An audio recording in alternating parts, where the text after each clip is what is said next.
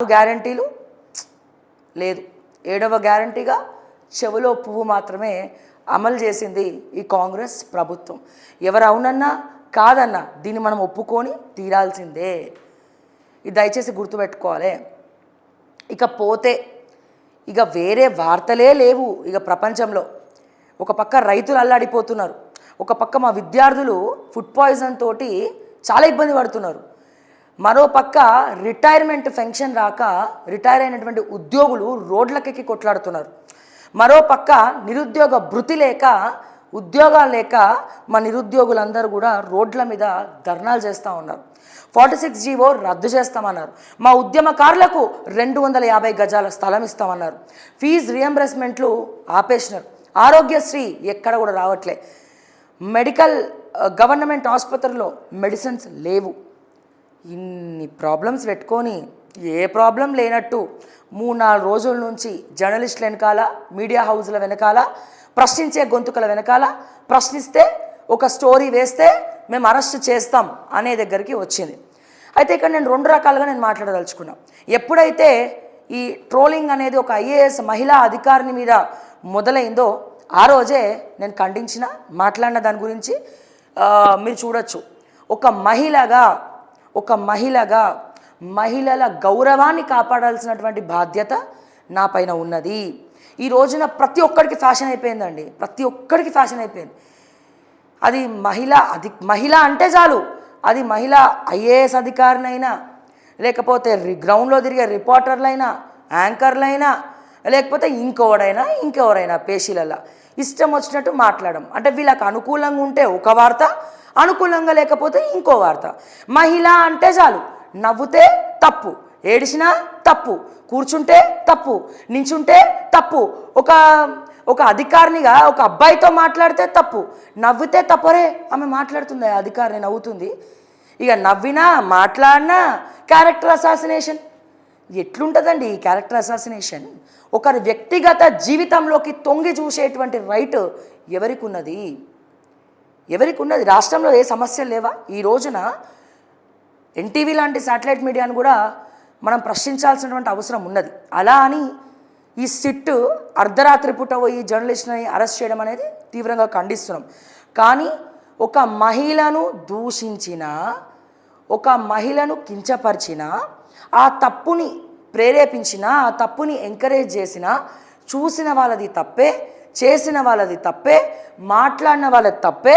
అందుకే మహాభారతంలో చట్టసభలో మన ద్రౌపది కొంగులాగుతున్నప్పుడు అది చూసిన వాళ్ళు, ఆ కొంగులాగుతున్నప్పుడు ఆపకుండా సైలెంట్గా మౌనంగా కూర్చున్న వాళ్ళు, పక్కపక్క నవ్విన వాళ్ళందరూ కూడా కురుక్షేత్ర యుద్ధంలో మట్టిలో కూరుకుపోయినారు. అంటే దాని అర్థమైంది, మహిళ అంతే. నువ్వు నీకెటువంటి ఇది లేదు ఒక మహిళని అగౌరవపరచడానికి. అది తన వ్యక్తిగత విషయము. ఆ వార్తలో వాస్తవాలేంతో, నిజాలేంతో, అబద్ధాలేంతో తెలీదు. నేను మళ్ళా చెప్తున్నా. ఎందుకని? ప్రతి మహిళ కూడా ఫీల్డ్లో మాట్లాడాల్సి వస్తుంది, మగవాళ్ళతో సరి సమానంగా పనిచేయాల్సి వస్తుంది. మాట్లాడితే ఈక్వాలిటీ అంటారు, కానీ ఏడ కూడా ఎగ్జిక్యూషన్ ఈక్వాలిటీ అనేది ఉండదు. అది ఐఏఎస్ అధికారినైనా ఒకలాగా ఉంటుంది, ఇంకెవరైనా ఒకలాగా ఉంటారు. మరి వీళ్ళు ఏమైనా దిగొచ్చిండ్రా పైనుండి? ఎవరెవరు ఇప్పుడు ఎవరైతే ఈ ముగ్గురు జర్నలిస్టులు అరెస్ట్ అయినారో అందులో ఒక వ్యక్తి గురించి గతంలో నేను వీడియో చేశాను.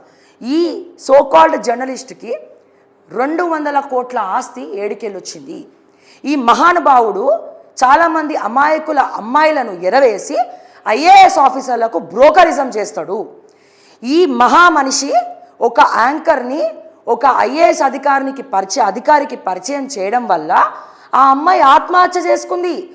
మరి సజ్జనార్ గారు మీరు ఏమైపోయినారు అప్పుడు అని చెప్పి నేను ఒక 3 months బ్యాక్ అనుకుంటా, 2 months 3 months బ్యాక్ ఇదే ఒక ఇద్దరిని ఉద్దేశించి, ఈ ముగ్గురిట్లో నేను ఒకటి గురించే మాట్లాడుతున్నా.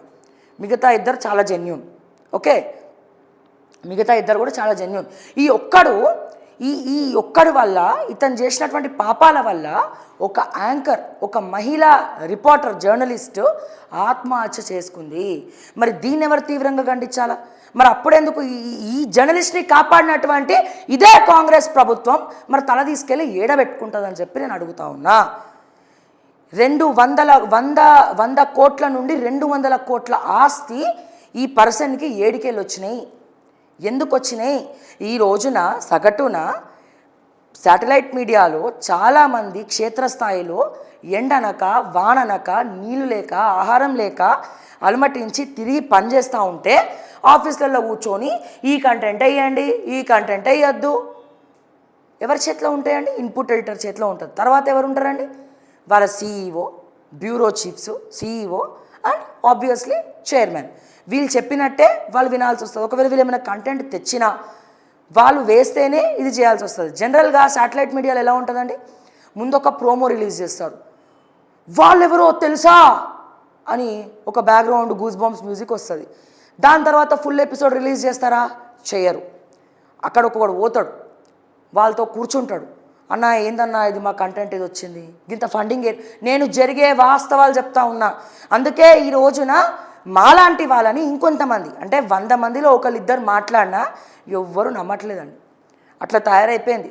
ఈ రోజున మీరు జెన్యూన్గా పబ్లిక్ రివ్యూ తీసుకున్నట్లయితే మీరు అరెస్ట్ చేసి మంచి పని చేసిరంటారు చాలామంది అదే అంటున్నారు. ఎందుకని?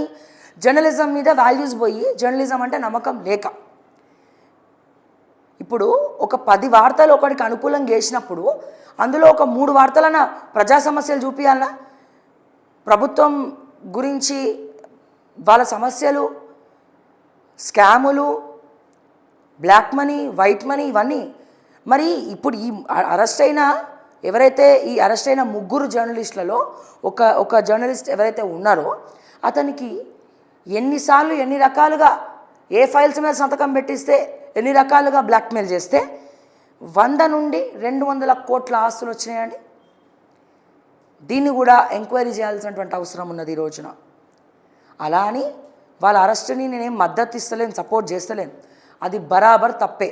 మీడియా హౌస్లోకి పోలీసులు పోయి డైరెక్ట్గా నోటీసులు ఇవ్వకుండా ఏదో దొంగల ముఠా వెళ్ళినట్టు వెళ్ళి అట్లా చేయడం కరెక్ట్ కాదు. అండ్ నోటీసులు వచ్చినప్పుడు ధైర్యంగా ఎంక్వైరీ అటెండ్ అయి ఉంటే అయిపోయేది. ఇప్పుడు సజ్జనార్ గారు కూడా ఏం చెప్తున్నారు? నువ్వు బ్యాంకాక్ ఎందుకు వెళ్తున్నావు, నువ్వు ఎయిర్పోర్ట్కి ఎందుకు వెళ్ళావు? ఇప్పుడు పోలీసులు నోటీస్ ఇచ్చి నువ్వు ఎంక్వైరీకి హాజరు కావాలి అన్నప్పుడు మరి ఈ జర్నలిస్ట్ బ్యాంకాక్ ఎందుకు వెళ్తున్నాడు? ధైర్యంగా ఏ తప్పు చేయనప్పుడు నేను ఏ తప్పు చేయలే, నీ దగ్గర ఏ ఇన్ఫర్మేషన్ ఉందో అదే ఇన్ఫర్మేషన్ పోలీసులకు ఇస్తే అయిపోయేది కదా. ఎందుకు పారిపోవాలి? తప్పు చేసినప్పుడు పారిపోతాడు. వాళ్ళు అడిగేది అది. ఇప్పుడు ఈ రోజున అర్ధరాత్రి పూట అరెస్టులు చేయొచ్చు, కానీ రేపేంది, ఎల్లుండేంది, రేపటి రోజున. ఎందుకంటే పొద్దున్న లేస్తే రేవంత్ రెడ్డి గవర్నమెంట్ని, కాంగ్రెస్ గవర్నమెంట్ని, చాలామంది నాయకుల్ని ఎన్నోసార్లు నేను కూడా ప్రశ్నించిన, నేను కూడా మాట్లాడినా. ఈ రోజున రేవంత్ రెడ్డి ఈ మాట్లాడే వాళ్ళందరికీ హెచ్చరిస్తున్నాడు. ఏమని? ఎవడైనా పిచ్చి పిచ్చిగా మాట్లాడితే, స్టోరీలు వేస్తే, మాకు అనుకూలంగా మాట్లాడకపోతే, మీరు ప్రశ్నిస్తే మేము శాటిలైట్ మీడియానే వదలలే, మీరెంత, మీ బతుకులు ఎంత అని వెక్కిరిస్తున్నట్టు రేవంత్ రెడ్డి ఈ రోజున వ్యవహరిస్తూ ఉన్నాడు.